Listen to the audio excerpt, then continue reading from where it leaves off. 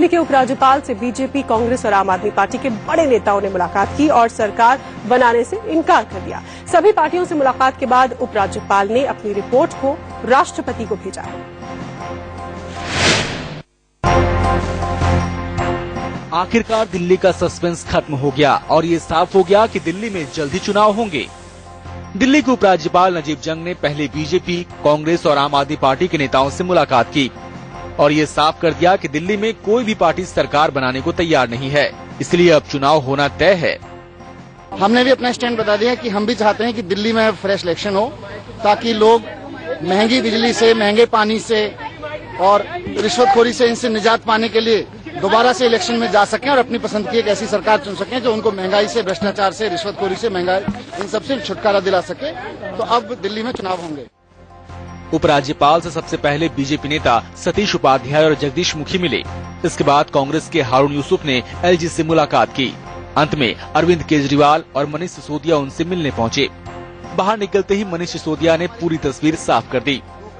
LG साहब ने हमसे बताया है कि वो हमारे से बातचीत का इंतजार कर रहे थे। इसके बाद में वो अपनी पूरी रिपोर्ट वहां भेज देंगे केंद्र सरकार को। केंद्र सरकार उसके बाद में जो भी निर्णय देती है। कांग्रेस हर हालत में ये चाहती है कि तुरंत प्रभाव से दिल्ली की विधानसभा को डिसॉल्व किया जाए। झारखंड और जम्मू कश्मीर के चुनाव हैं, उनके साथ उनका चुनाव किया जाए। आम आदमी पार्टी और कांग्रेस दोनों ने खुलकर कहा कि उन्होंने एलजी से चुनाव कराने की बात की, लेकिन बीजेपी ने मीडिया के सामने गोलमोल बातें की।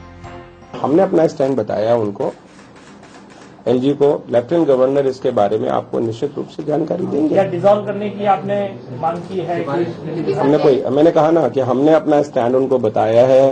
हमारा स्टैंड हमको, आपको जो लेफ्टिनेंट गवर्नर है वो उसके बारे में आपको बताएंगे। किसी भी परिस्थिति के प्रति न भाजपा का आग्रह था, न भाजपा के मन में शंका थी। अब आगे क्या होना है यह तो लेफ्टिनेंट गवर्नर के स्टैंड और भारत सरकार की संवैधानिक प्रक्रियाओं के द्वारा निर्धारित होगा। परंतु जहां तक भाजपा का प्रश्न है, भाजपा विजय के प्रति पूर्णता आश्वस्त होकर किसी भी परिस्थिति में आने के लिए तैयार है। अब बीजेपी को बिल्कुल वैसा हो गया जैसे बंदर को अंगूर नहीं मिले तो खट्टे हैं, अगर मिल जाते तो अंगूर हो जाते। वो अब उनको नहीं मिले तो अब कह रहे हैं अंगूर खट्टे हैं, हम तो चुनाव चाहते हैं। आपको बता दें कि बीजेपी के स्टैंड में बदलाव तब आया जब पीएम नरेंद्र मोदी और बीजेपी अध्यक्ष अमित शाह ने जोर तोड़ की सरकार बनाने से इनकार कर दिया।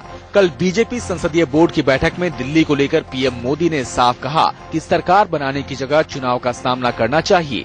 फरवरी में दिल्ली में राष्ट्रपति शासन की मियाद खत्म हो रही है। ऐसे में संभव है कि जनवरी-फरवरी में दिल्ली में चुनाव हो सकते हैं। शिवानी त्यागी के साथ राकेश कुमार सिंह, दिल्ली, इंडिया न्यूज। अंदर की बात यह है कि उपराज्यपाल नजीब जंग के पास ना तो वक्त बचा है और ना ही कोई और रास्ता। दरअसल 11 नवंबर को दिल्ली विधानसभा भंग करने के मामले में सुप्रीम कोर्ट में अगली सुनवाई है, जहां एलजी को जवाब देना है। इसलिए उन्होंने तेजी से अपना होमवर्क पूरा कर लिया।